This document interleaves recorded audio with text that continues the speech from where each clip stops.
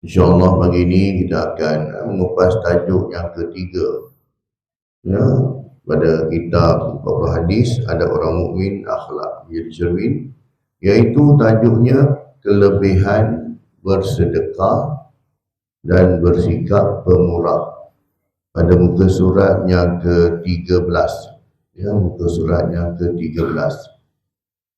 Kita lihat pada matan hadis ini.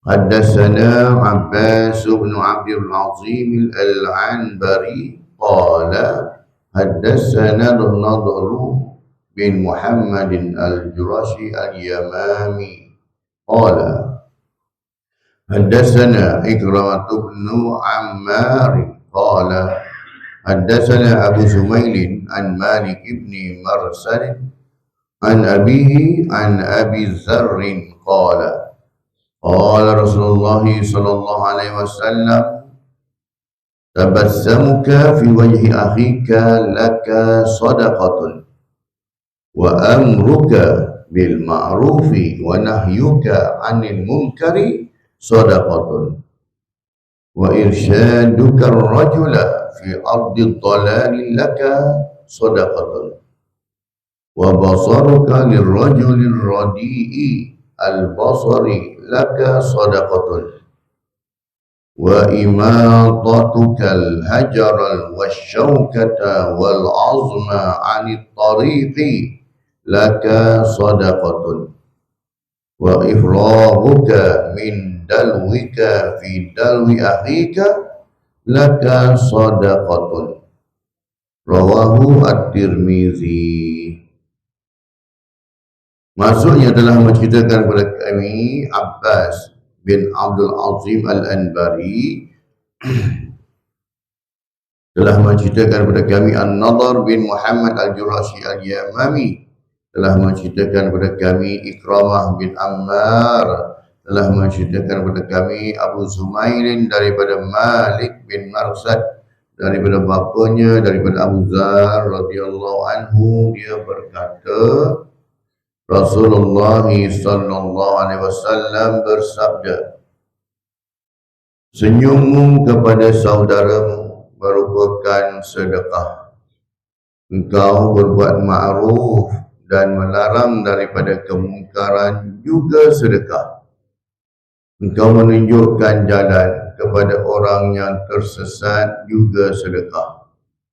Engkau memimpin orang yang berpenglihatan kabur juga sedekah.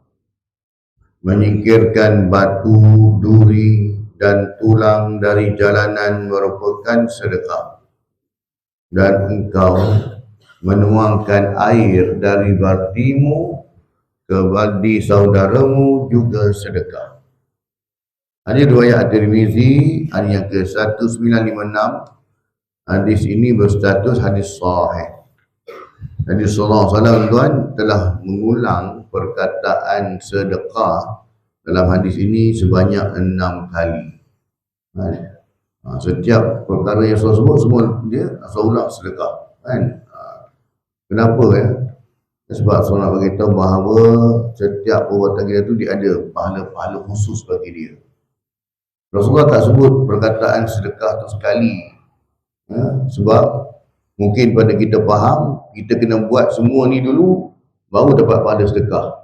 Kan? Cukup 6 perkara yang Rasulullah sebut ni, baru dapat sedekah. Tak. Buat salah satu mana-mana pun dikira sebagai sedekah. Pahala sedekah. Ya. Pahala sedekah itu ya, akan digandakan lah. Kan? Normally dia akan ganda ke 10. Ya. Kalau di dalam bulan Ramadan, lebih lagi daripada tu.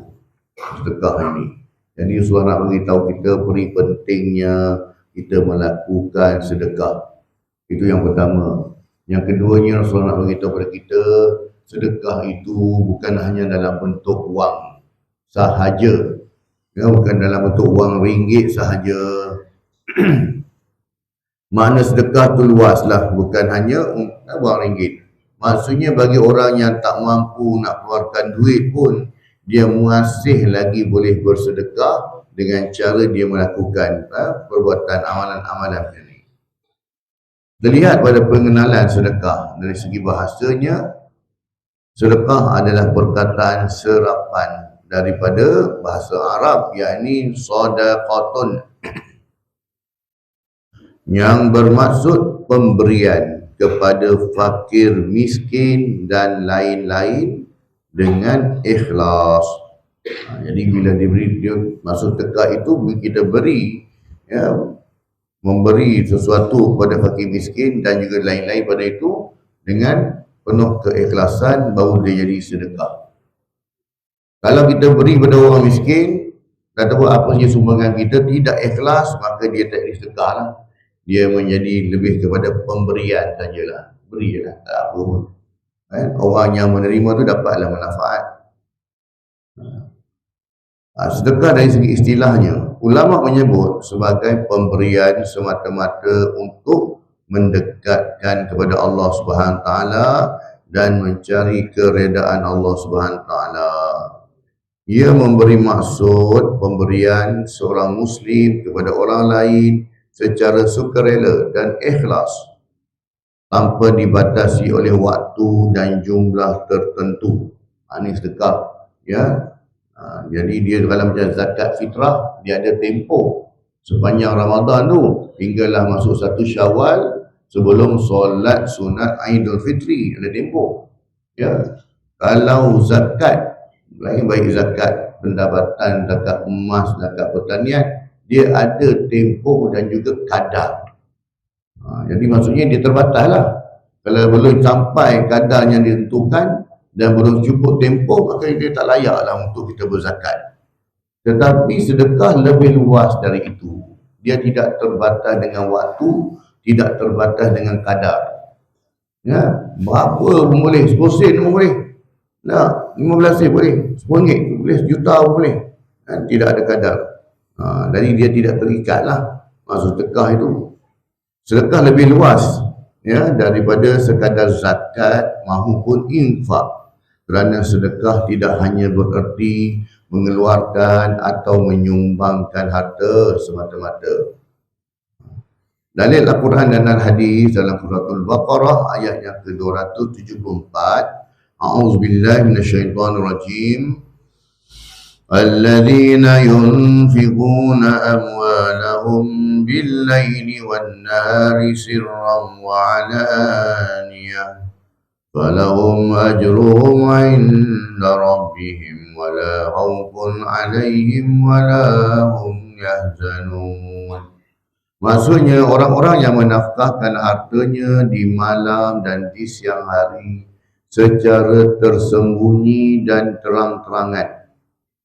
Dia Allah beritahu kita, orang yang menafkahkan, mensedekahkan harta dia, tak kira lah waktu siang ataupun waktu malam, sama ada secara sembunyi, orang tak tahu. Dia bagi hantar 10 kotak air mineral datang ke masjid, orang tak tahu siapa hantar, tengok-tengok ada je depan pintu tu. Dia tak nak beritahu orang pun, kan? Sama ada secara tersembunyi atau terang-terangan, ataupun terang-terang. Depan orang Nabi keluarkan air mineral 10 kotak, depan orang, depan imam semua nampak, kan? Maka tak kisahlah pun, dia tersembunyi ke ataupun terang-terangan ke, maka mereka mendapat pahala di sisi Tuhannya. Tidak ada kekhawatiran terhadap mereka dan tidak pula mereka bersedih hati. Kenapa pula? Tadi sebut secara terang-terangan, secara sembunyi, tak kisah. Yang penting dalam hati dia ada sifat ikhlas, maka dikira sebagai sedekah. Dapat ganjaran-ganjarannya. Dia tak kisah. Kan? Ada orang sedekah secara sembunyi, kan? Ada orang sedekah secara terang-terangan. Jadi bila dia sedekah secara terang-terangan, dia bimbang, takut-takut termasuk perasaan riak, kan? Tunjuk depan orang tak? Ada sifat riak, maka dia tak buat secara terang-terangan. Ada orang buat secara sembunyi, tapi sembunyi pun boleh riak juga. Macam mana dia sedekah secara sembunyi-sembunyi, dia boleh ada riak? Dia angkat kotak tadi, air mineral tadi 10 kotak, dia letak kat depan tu, orang memang tak nampak dah. Tapi dia kata apa dalam hati dia? Ini kalau imam nampak ni, ini kalau pengusi nampak aku buat macam ni. Mesti dong kagumnya dengan aku tak dalam hati dia. Orang tak nampak pun. Seorang pun tak nampak. Tetapinya perasaan dia gitu lah. Ini kalau orang tengok aku buat macam ni. Orang mesti bangga tengok dia. Orang mesti rasa hebatnya aku ni tak. Jadi maksudnya kita nak cerita bab riak ni dalam perkara sembunyi pun boleh, dalam bab terang-terangan pun boleh sebenarnya. Tetapinya kebiasaannya sifat riak itu akan datang bila kita melakukan perkara kebaikan secara terang-terangan. Kan jadinya sebab tu kalau kita rasa takut macam tu, banyakkan beristighfar dan cuba kita buat kan, jangan tunjuk ke orang lah untuk latih diri kita. Jadi sebagai permulaan mungkin ada. Ya, tapi bila banyakkan istighfar, ya Allah, astagfirullahaladzim, aku tadi kata salah niat tadi, ada perasaan riak pula nanti, ya Allah, ampun dosaku, ya Allah, insyaAllah lah, selesai. Dalam sebuah hadis yang diriwayatkan daripada Abu Hurairah radhiyallahu anhu bahawa Rasulullah sallallahu alaihi wasallam telah bersabda, "Iza matal insanu in qata'a anhu amaluhu illa min salasatin. Illa min sadaqatin jariyatin aw ilmin yuntafa'u bihi aw waladin salihin yad'u lahu." Maksudnya apabila telah meninggal dunia seorang manusia, terputuslah daripadanya amalannya kecuali 3 perkara. Maksudnya bila dia telah meninggal dunia dan masuk ke alam barzakh, jasadnya masuk ke liang kubur, semua amalan dia habis, terputus, dah habis, terputus, dah tak ada, tak boleh buat lagi dah. Semayang pun tak payah dah, solat, puasa pun tak perlu lagi dah, sebab dah terputus, dia dalam soalan lain. Tetapi 3 amalan yang mana dia lakukan di dunia dulu, walaupun dia telah meninggal dunia, dia tetap dapat, walaupun jasadnya dalam kubur, kan? Iaitu sedekah jariah. Apa itu sedekah jariah? Sedekah yang mana pahalanya mengalir dia, iaitu perbuatan baik yang dia buat yang memberi manfaat kepada orang lain. Ya, sama ada dalam bentuk dia menyampaikan ilmu ataupun dia menyediakan barang-barang. Kan? Contoh kata orang yang menginfakkan, mensedekahkan kapet ni, aircon dan juga sebagainya tak. Selagi mana diguna pakai dalam masjid ni, selagi itulah orang yang menyumbangkan kapet ni, aircon dan apa saja bentuk sumbangan untuk kegunaan ahli jemaah masjid, lagi itulah dia dapat. Kan? Tunang. Selagi mana diguna pakai. Ataupun ilmu yang dimanfaatkan dengannya, dalam bentuk ilmu, disampaikan ilmu, selagi mana orang mengamalkan ilmu yang disampaikan itu, ya, dapat pada jemaah sampaikan pada ahli keluarga sampaikan pada jiran-jiran sampaikan pada kawan-kawan, lagi itulah pahala tu dia akan dapat, kan? Mengalirlah pahala tu dengan ilmu yang dimanfaatkan dengannya, atau anak yang soleh yang mendoakan baginya. Ya, kita didik anak-anak kita jaga solat, jaga akhlak, jaga hubungan dengan Allah, jaga hubungan dengan manusia, mendoakan mak ayahnya, maka insya-Allah selamat kita dalam kubur. Ya, kalau di dunia ini anak-anak memerlukan doa mak ayah. Ketika mak ayah dia hidup, anak-anak memerlukan doa mak ayah dia. Nak buat apa benda pun, nak exam, bagi tahu ayah. So ada exam, minta doa lah, tak lah. Kan? Anak ada sesuatu minta je. Maka doa mak ayah tidak ada hijab. Tetapi bila mana mak ayahnya telah meninggal dunia dan masuk ke alam barzakh, mak ayah pula memerlukan doa anak-anak. Sebalik pula kan. Ketika mak ayah hidup, anak-anak perlukan doa mak ayah. Ketika mak ayah meninggal dunia, mak ayah pula perlukan doa anak-anak. Jadinya tu bila mana kita didik anak kita dengan baik, dengan betul, mengikut syariat, insya-Allah lah, ya, bila mana kita meninggal dunia nanti, anak-anak kita akan mendoakan kita, itu pun tak putus. Ya, terus direct je sampai. Keterangannya pada hadis ini, sedekah menjadi antara amalan yang paling berat dilakukan, khususnya ya, manusia yang tidak suka berkongsi harta dengan orang lain, Beratlah kan, cukup berkira dia tak, tu panggil haji bakhil tu kan, ya, berkira-kira sangat. Takut dia kurangkan harta, takut harta dia berkurangan lah. Namun bagi orang beriman yang memahami konsep sedekah itu, dia akan meyakini bahawa sedekah adalah amalan terpuji. Ia bukan hanya mampu menyucikan diri dan harta, bahkan pahalanya berkekalan hingga ke hari pembalasan. Sampai itu dapat. Pada umumnya, bersedekah adalah satu amalan sunnah yang banyak disebut dalam ajaran Islam. Ia adalah pemberian ikhlas yang sebenarnya menandakan tahap keimanan seseorang sebagai bukti ketaatan kepada Allah SWT. Amalan sedekah tidak terhad hanya kepada orang berharta. Sebaliknya, orang Islam yang tidak memiliki harta pun boleh bersedekah berdasarkan kemampuannya, asalkan ia lahir daripada hati yang ikhlas. Itu sebut. Dan Rasulullah sebut ada 6 perkara dalam bab sedekah. Bukan semestinya wang ringgit. Amalan sedekah meskipun pada logik matematiknya akan mengurangkan sebahagian hartanya apabila diberikan kepada orang lain, namun sebenarnya ia tidaklah sedemikian pada pandangan Islam. Ya, pada pandangan Islam tidak demikian. Kita memberikan sedekah itu pada orang lain, betul dari segi matematiknya harta kita akan nampak kurang. Tetapi Allah bayar balik, ya, kepada kita, sebab Allah Ta'ala gunakan perkataan sedekah itu sebagai qardun, pinjaman. Kita sedekahkan harta kita untuk agama, maka Allah Ta'ala pinjam harta kita, Allah Ta'ala akan pulang balik. Yang kita sedekah tu bukanlah kita, ya, buang duit macam tu, ya tak, tapi Allah Ta'ala gunakan Islam pinjam, qardun tak, iaitu Allah Ta'ala pulangkan balik. Cara Allah Ta'ala pulangkan kadang-kadang dalam bentuk wang ringgit juga. Kita sedekah RM10, Allah Ta'ala gandakan bagi dapat RM1,000.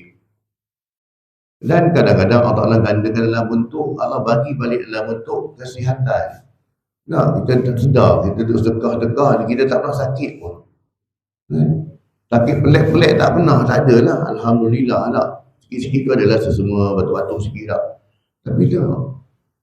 Kita bersedekah, kita tak sedar. Anak-anak kita pun sihat. Ya, anak-anak kita pun alhamdulillah belajar pun bagus. Isteri kita pun alhamdulillah jadi isteri yang solehah, yang taat nak. Kita tak sedar bahawa bila kita bersedekah ni Allah bagi jadikan kita keluarga yang bahagia. Walaupun tak ada kaya mana kan, tapi alhamdulillah nak. Ini kita tak sedar. Ya. Jadi Allah gantikan dalam bentuk yang apa yang kita perlukan, bukan apa yang kita hendak. Menerusi amalan sedekah, seseorang akan dimurahkan rezeki, terhindar daripada bala bencana, dipanjangkan umur, mencegah daripada kematian buruk. Adapun su'ul khatimah, ya, ataupun dalam keadaan tidak beriman, su'ul khatimah tadi, kerana ia membawa rahmat. Sedekah itu dia mengundang kasih sayang Allah SWT. Dengan bersedekah, ia dapat menghapuskan sifat sombong, takbur serta menunjuk-nunjuk dengan pemberiannya. Selain memperoleh kebaikan di dunia, amalan bersedekah juga menjanjikan kelebihan di akhirat. Sesungguhnya mereka yang rajin bersedekah akan mendapat naungan daripada panas terik di mahsyar. Ini tempat manusia akan dihimpunkan dan mendapat pendinding daripada api neraka. Antara golongan yang dapat duduk bawah arasy Allah, lindungan arasy Allah ini pada hari yang tidak ada lindungan ialah 7 golongan. Daripada imam yang adil, daripada orang yang beristiqamah datang ke masjid. Salah satunya ialah orang yang mana dia bersedekah dengan tangan kanan, tangan kiri pun tak tahu. Maksudnya dia bersedekah secara sembunyi, tak pun dia viralkan pada orang, tak pun cerita pada orang pun. Ya. Ini juga akan mendapat duduk di bawah arasy Allah. Hari yang mana tuan-tuan pada mahsyar ini iaitu andaiannya seperti matahari sejekat je atas kepala kita, dia punya panas. Dan kita akan diri kat situ. Kan? Bukan sehari dua, kadang beratus tahun. Sedangkan kita tuan-tuan, macam diri kita ni lah. Kita macam kita lah. Letih, penat, diri lama kan lengung macam-macam. Tapi kita tak boleh nak buat. Kita tak menghadap.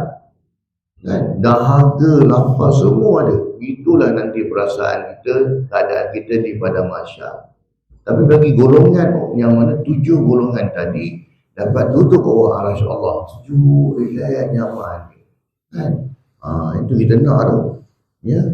Jadi dengan salah satu lah kita bersedekah lah. Pengajaran hadis yang pertama yang saya nak bagi tahu tadi tentang sedekah tadi, bukan hanya wang ringgit. Yang pertamanya, senyuman kepada sesama insan merupakan sedekah. Kalau senyum ke orang pun tak boleh, tuan-tuan, berat lah. Kan? Memang muka kelat, manjang. Kalau muka kita pun jadi muka kelat. Kan? Muka tak tidak senyum lah. Belajar-belajar lah senyum tak. Memang betul ada orang memang wajah dia tu muka-muka dia serius ya kan. Tapi jumpa dengan orang senyum. Itu pun sedekah. Kenapa tuan? Sebab senyum ini dia satu impression. Bila mana kita bertemu dengan seorang, katakan di pagi hari tak, datang di masjid, bertemu kan, dekat luar tadi nak masuk ke dalam, kawan tu mari muka kelat dia. Apa perasaan kita? Alamak, dia ni hari ni tak baik. Aku nak buat lebih ke, tak pasal-pasal pagi-pagi aku dah kena balik dah kan. Jadi itu impression. Tapi kalau mari dalam keadaan muka ceria tak, orang tengok hal orang rasa nak dekat dengan kita pun boleh. Jadi hubungan silaturahim tu tercantum. Tengok kecil ni hal. Senyum je, bukan keluar duit, bukan buat apa lagi pun. Mari senyum pun, sebab dia satu impression. Penampilan kita tak. Bila orang tengok kita senyum, orang dah berfikiran positif. Nah, senyum. Sebab tu kadang-kadang pekerja dengan majikan, dengan bos pun dia tengok dulu kan. Nak jumpa bos, nak minta cuti, dia tanya kerani dulu kan. Hari ni bos macam mana, okey tak? Bos punya mood okey tak?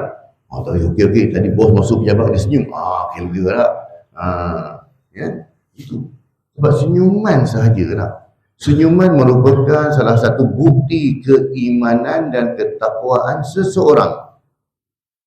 Dan ia merupakan jenis sedekah paling ringan yang akan memberatkan timbangan pahala kita di akhirat nanti. Senyum benda paling ringan, tapi dia memberatkan timbangan. Tengok. Ya? Dengan senyum je tuan-tuan tak? Jadi sebab itulah pentingnya senyum. Ya? Kita tak mampu nak bagi yang lain, ya? Senyum cukup. Ya, bagi senyuman. Sebab dengan senyuman itulah mentauhidkan silaturahim.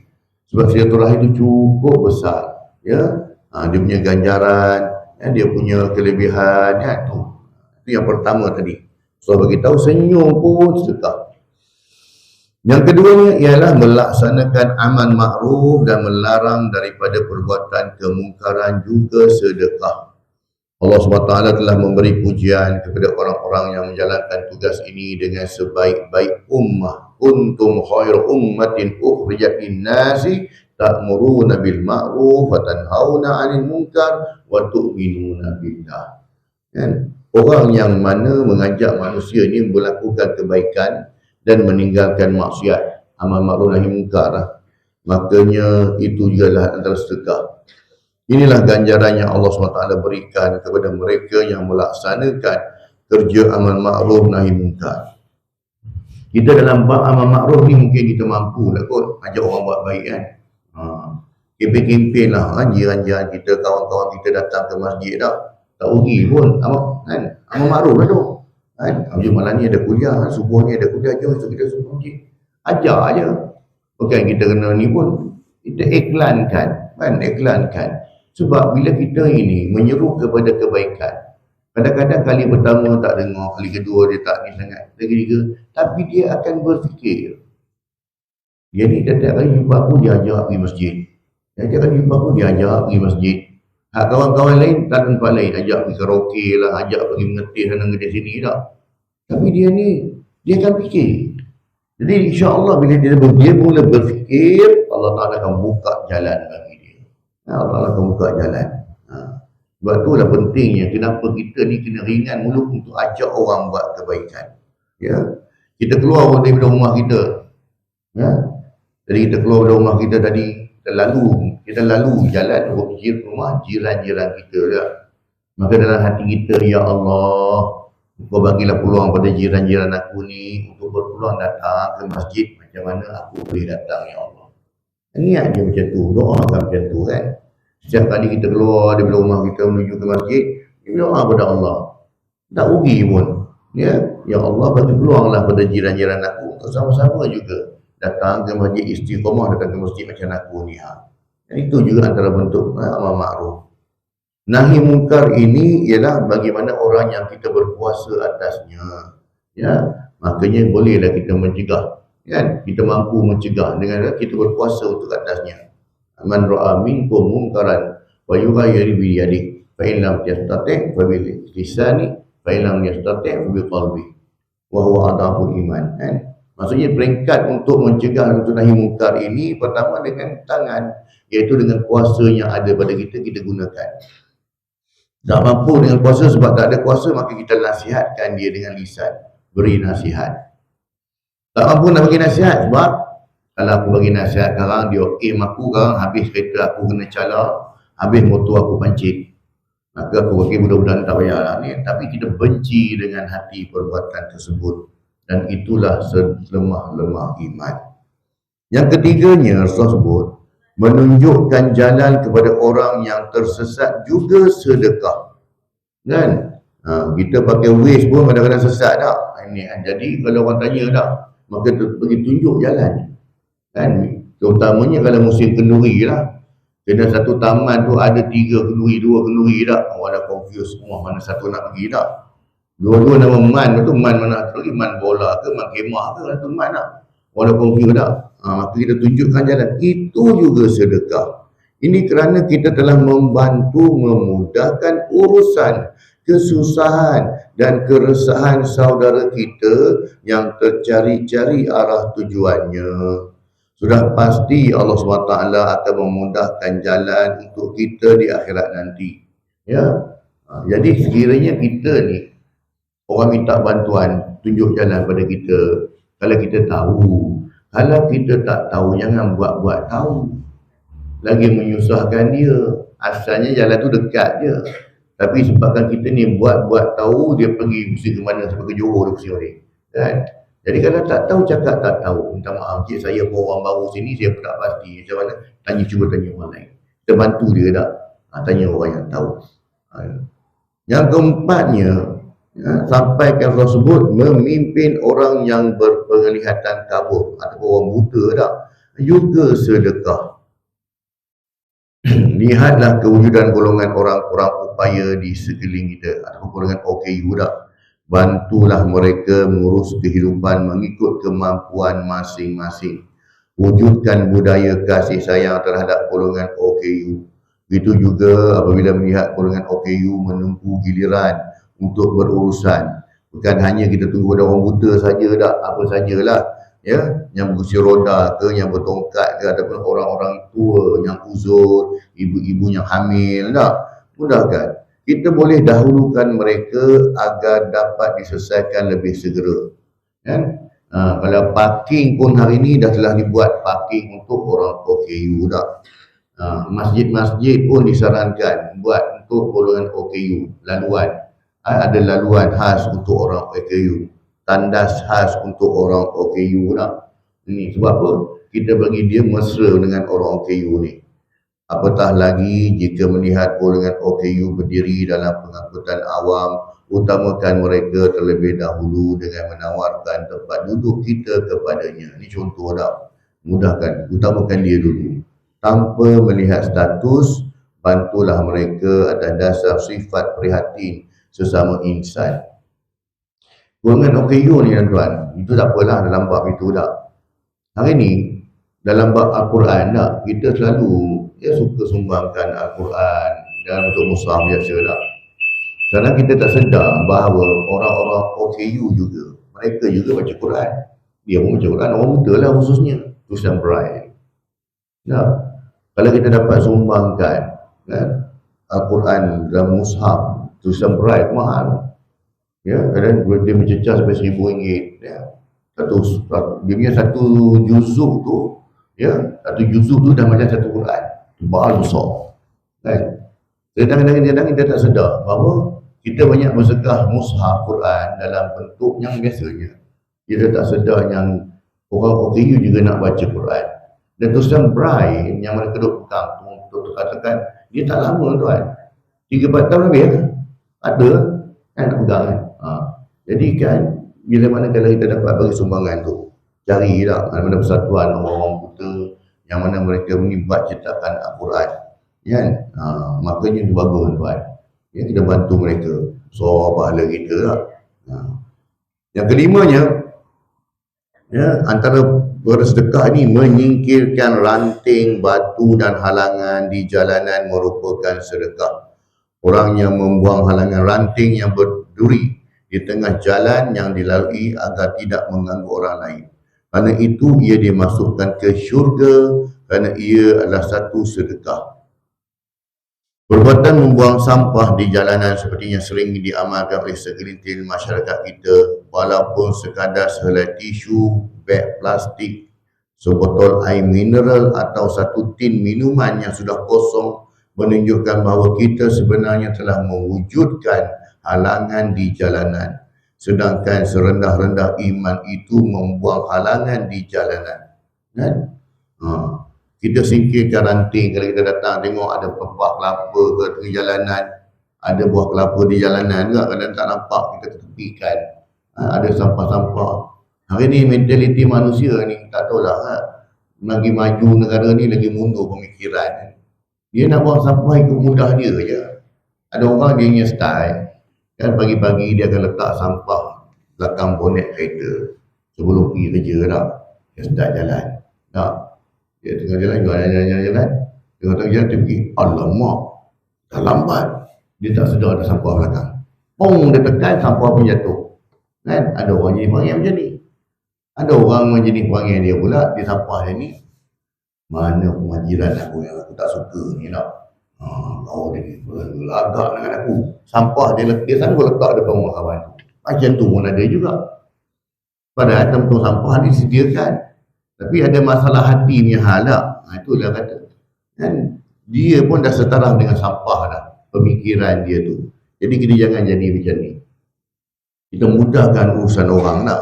Dia tak heran, ada orang yang mana pada dia, apa yang dia makan dalam kereta, dia nak kereta dia bersih, tapi dia sampah, dia buka tingkat, dia buang, kan. Ada tengah raya atas highway lah, dia dah duduk lorong kanan, dia tekan 110, 120, dia boleh buka tingkat, dia buang sampah, buang air tin dia tu. Bayang tuan-tuan kalau kena kereta belakang, orang di belakang, nak. Ada orang jenis perangai dulu lah kot, dia bisnes pancit motor ni kat atas highway tak, sanggup tabur paku, kan. Dia tabur paku tu, motor kita kena pancit tak. Baru je kadang-kadang tiba-tiba datang lah, pancit, tayar pancit ke, cari yang macam tu pula.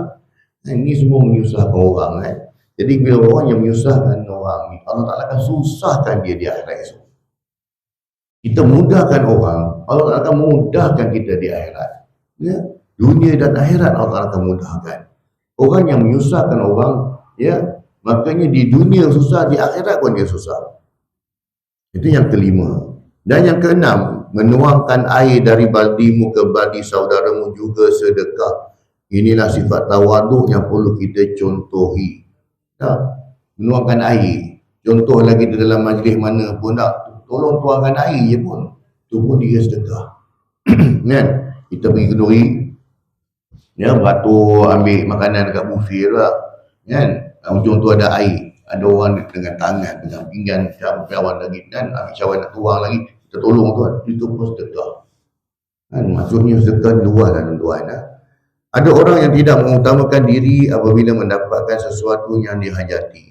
Bila mana dia melihat ada orang yang lebih memerlukan, maka dia memberi keutamaan kepada orang tersebut. Contohnya di jalan raya, apabila ada orang lain yang ingin masuk ke lorong kita, seboleh-bolehnya kita akan cuba menutup ruang itu, kan. Ada orang yang dipanggil macam ni, kan.